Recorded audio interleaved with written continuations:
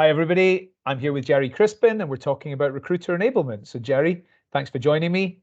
And give us a quick introduction in case anybody watching this doesn't know who you are. Well, it's just a pleasure being here. This is a lot of fun. So, I mean, the easiest thing for me to say is I'm a lifelong student of recruiting. I really give a shit about what we do for a living. I care about the people in it.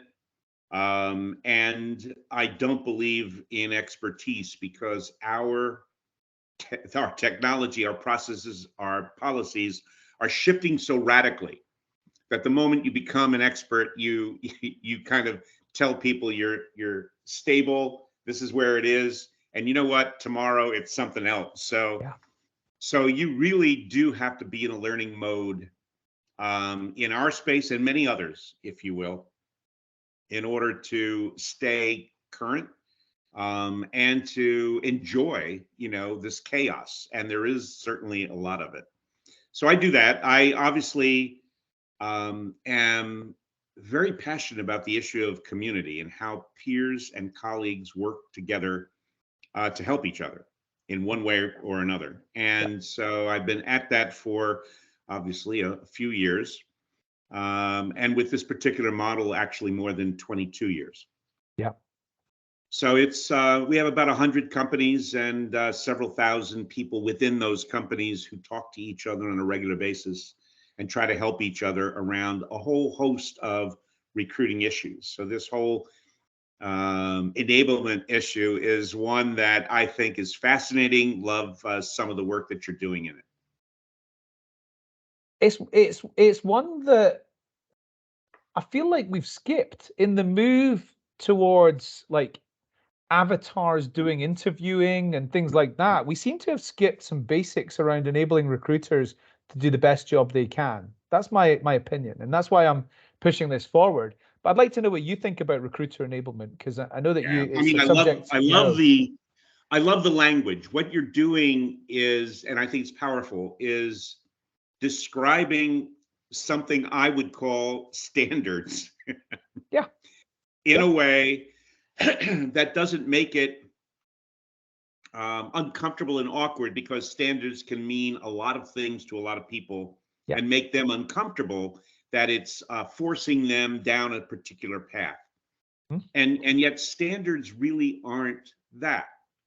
And so for me, as I translate or convert that to recruiter enablement, I think there's a baseline of tools, resources, policies, content, if you will, that constitutes a 21st century body of knowledge. Yep. And I need it at my fingertips. Yep. I actually should be certified in knowing what it is. So people would could talk about Boolean, for example, and a bunch of recruiters would know it, but a lot of recruiters, they don't have to, and they don't need it in Yep. some respects, right? Yep. With Yep. respect to that. But is that part of the body of knowledge of recruiting? Yes, it is. It's something that we might have over to the side, and we might have tools that help do it for us, but we should know what it's doing, how some of these algorithms are developed and work, if you will.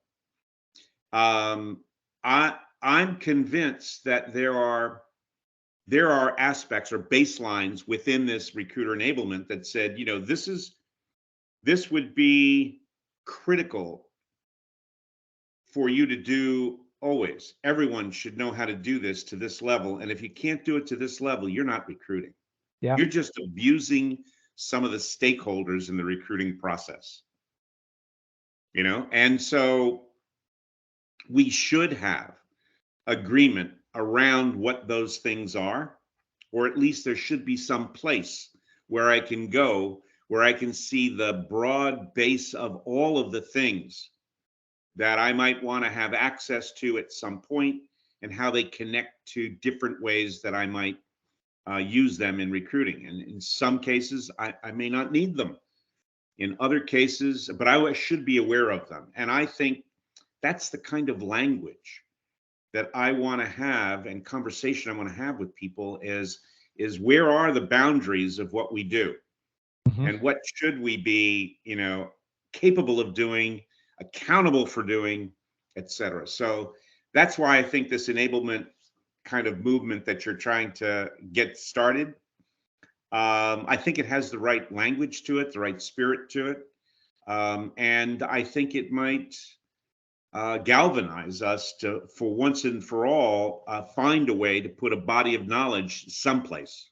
Yeah.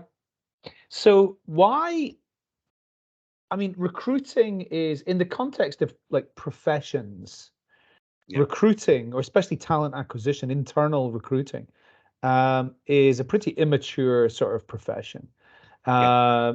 HR is more mature, and then more mature than that again is things like finance and marketing and things like that. So, um, do you think it's just a matter of time and it's inevitable that this body of knowledge becomes more understood and more standardized, and or do you think we need to actively make things happen?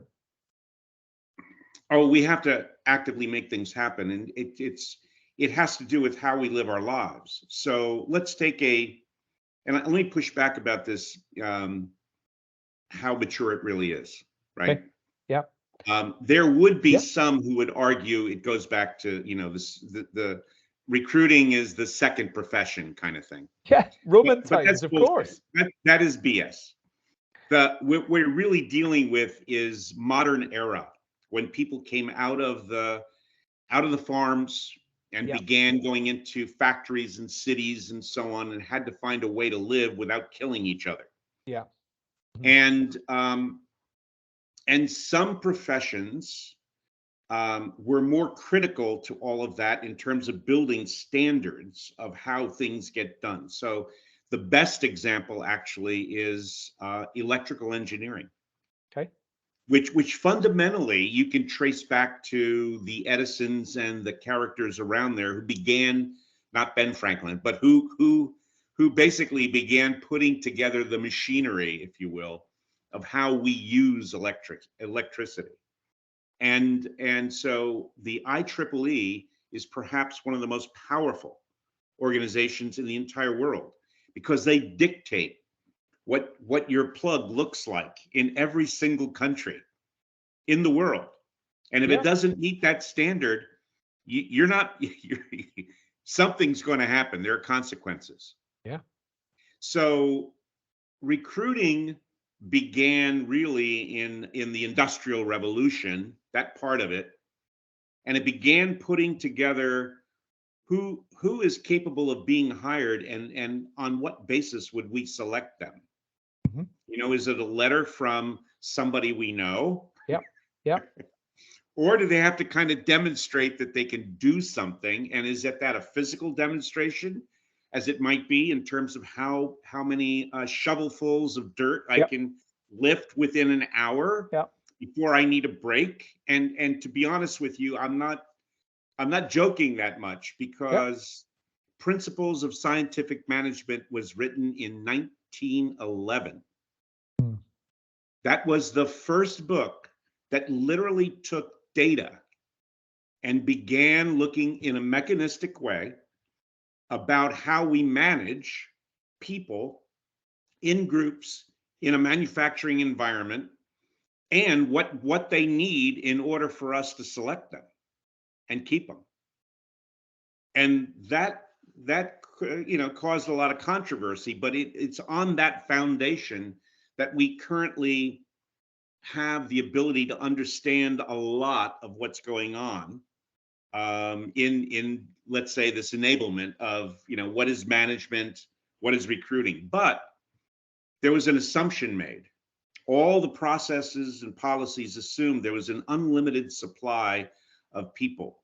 And so the processes basically said, if you want a job, you show up, I'll select you, and then everybody else go away. Yeah. If I need somebody else, we'll repeat the process. Yeah. And and you know what? Many of the tools and processes we currently have are just a digital version of the same frickin' thing. That's right. And we you know, the nuanced pieces are only beginning to be there, and in part they're beginning to be there because, again, there's going to be consequences.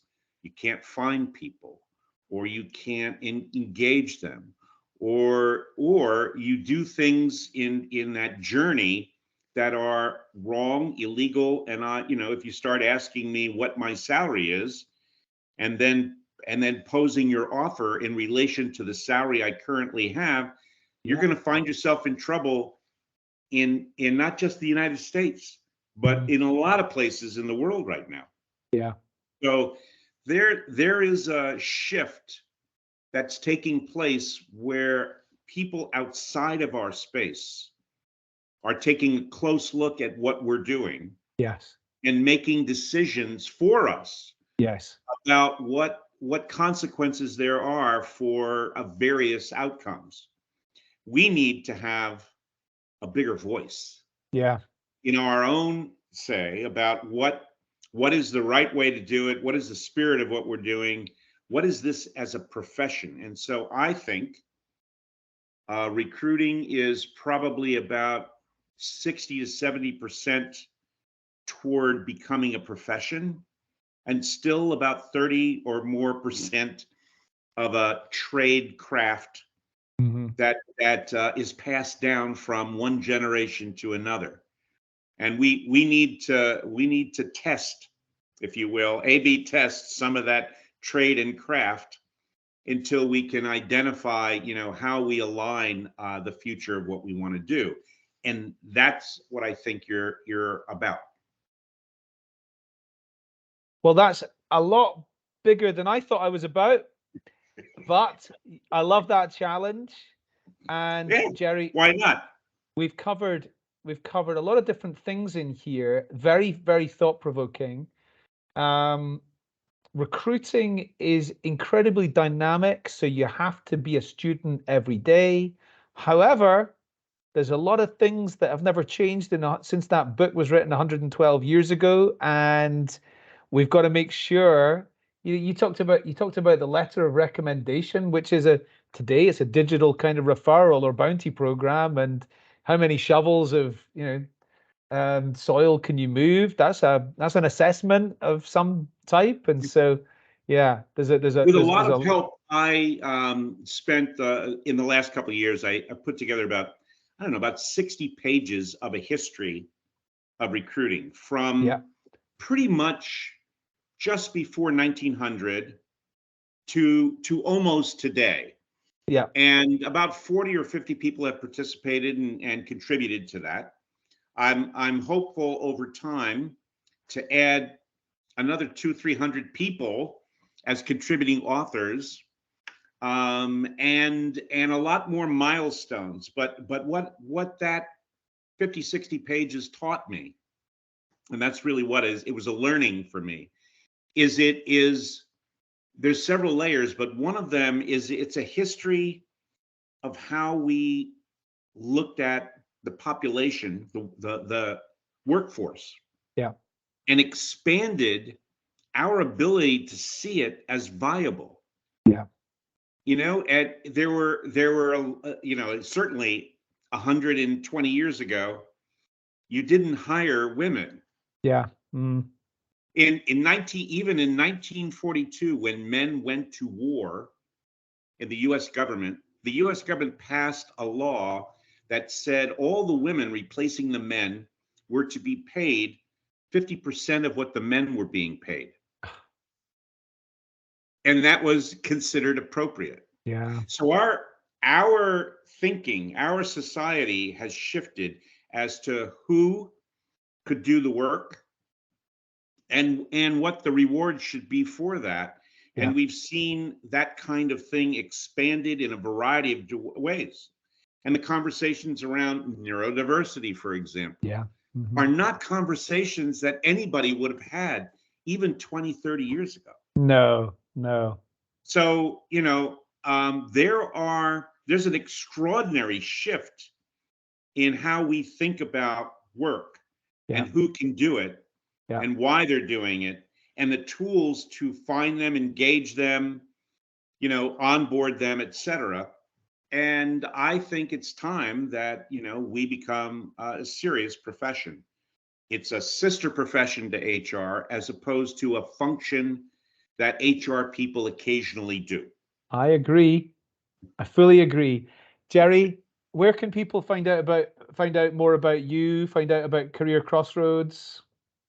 Well, if they know that Gerry is spelled with a G, they do my name. So Gerry Crispin, they could Google me and they'll find me for sure. But CareerXRoads is cxr.works. So if anybody puts that in, they will be able to source some of the information, take a look at what we do as a community. And some of the stuff we're doing from a foundation point of view. We're giving out scholarships, for example, to folks who are studying talent acquisition and HR in the hopes of creating a few more loose cannons out there, just out of that. Wonderful. Gerry, thanks so much for joining me today. It's been really great to talk to you. It's a pleasure. Thank you.